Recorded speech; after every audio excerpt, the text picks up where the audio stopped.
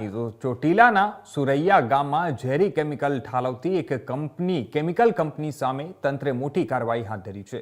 છેલ્લા કેટલાક સમયથી વડોદરા, કચ્છ અને અમદાવાદમાંથી રાસાયણિક પદાર્થો લાવીને ગેરકાયદેસર રીતે ડમ્પિંગ કરવામાં આવી રહ્યું હતું અને જેના કારણે સુરઈ સહિત આસપાસના 10 થી વધુ ગામોની જમીન બંજર થવા લાગી હતી. ઝેરી પદાર્થોના કારણે આસપાસના તળાવોમાં પ્રદૂષણ ફેલાતું હતું અને છેલ્લા 2 વર્ષમાં 10 થી વધુ પશુઓના મોત થયા છે. ગ્રામજનોના જણાવ્યા મુજબ માનવ સ્વાસ્થ્ય અને પર્યાવરણ પર પણ તેનું ગંભીર પ્રવાહ પડી રહ્યો છે અને આ સમગ્ર મામલે પ્રાંત અધિકારી સહિતની ટીમે સ્થળ પર તપાસ કરી અને સંબંધિત કંપની વર્ણી એન્વિરો કેર લિમિટેડને સીલ કરી દેવામાં આવી છે. કાર્યવાહી બાદ આસપાસના 10 થી વધુ ગામોના આગેવાનો પ્રાંત અધિકારીને મળવા માટે પહોંચ્યા હતા. તેમણે કાર્યવાહી બદલ આભાર વ્યક્ત કર્યો હતો અને તેમજ કંપની સામે વધુ કડક પગલાં લેવાની માંગ પણ કરી હતી.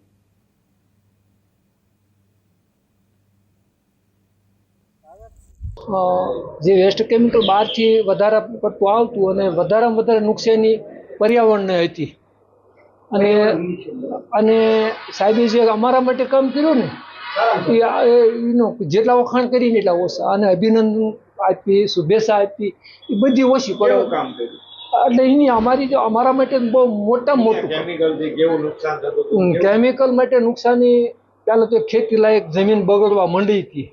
જે આજુબાજુ 1.5 કિલોમીટર છે ને એમાં તો બધે ખતમ થઈ જ ગયું છે એમ કહો તો કહી હતા અને 2-5 પશુઓ પણ મરી ગયા છે.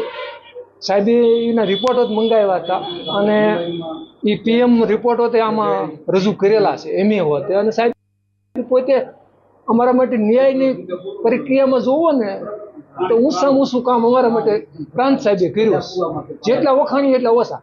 આ જે કેમિકલ છે ને એ કિડનીને માણસની હાનિ વધારે થાય એવું છે. નુકસાની બહુ હતી. આમ નિશાળ 1 કિલોમીટર, ગામે પણ 1.5 kilometre Jetta, dam 1.5 kilometre Jetta. આ પર્યાવરણને નુકસાન વધારે થયું. જમીનને, ઝાડવાને એ બધે ચાલ્યું ગયું છે. નુકસાન બહુ થતું પણ માણસો કોઈ આવા બેકારી હતું કોઈ જાગ્યું નહીં. સાહેબ ભગવાન કહો તો કહેવાય. અમને જે આ કામ આપ્યું કરી દીધું છે ને 10-12 ગામનો સંતોષ એવો મળ્યો છે એ કોઈ સમાજ નહીં.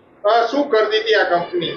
આ કંપની વેસ્ટ માલ અહીંયા નાખતી, ઝેરી પદાર્થ, જેનાથી શું થતું? એનાથી પશુને, માલને, પર્યાવરણને નડતું. સીલ મારી નહીં. અત્યારે સાહેબે સીલ મારી દીધું.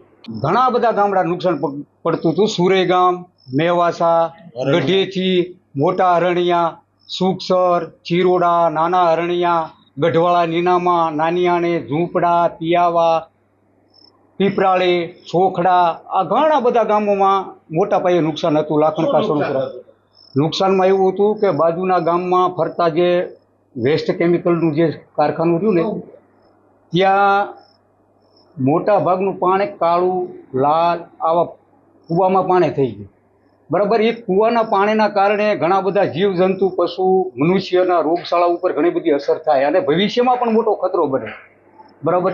અને બાજુમાં 1.5 કિલોમીટરના અંતરમાં હાઈસ્કૂલ આવી છે, સરકારી છાત્રાલય આવેલી છે, પ્રાથમિક શાળા 1.5 કિલોમીટરની અંદર આવેલી છે. ત્યાં પણ અસર થાય, ધીમે ભવિષ્યમાં અસર થાય અને ઘણા બધા પશુની પણ જાનહાનિ થઈ છે. કંપનીમાં શું કામગીરી ચાલતી હતી?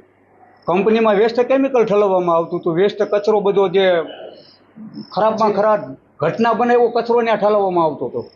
પ્રાંત અધિકારીએ શું કર્યું?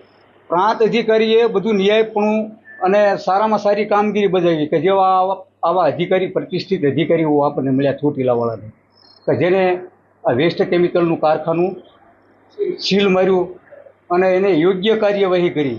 કેટલો ટાઈમ થયા કેમિકલની ફેક્ટરી? અંદાજિત 2 વર્ષથી ચાલતી હતી આ કામગીરી. વેસ્ટ કેમિકલ કામગીરી એમાં ઠલવતા હતા.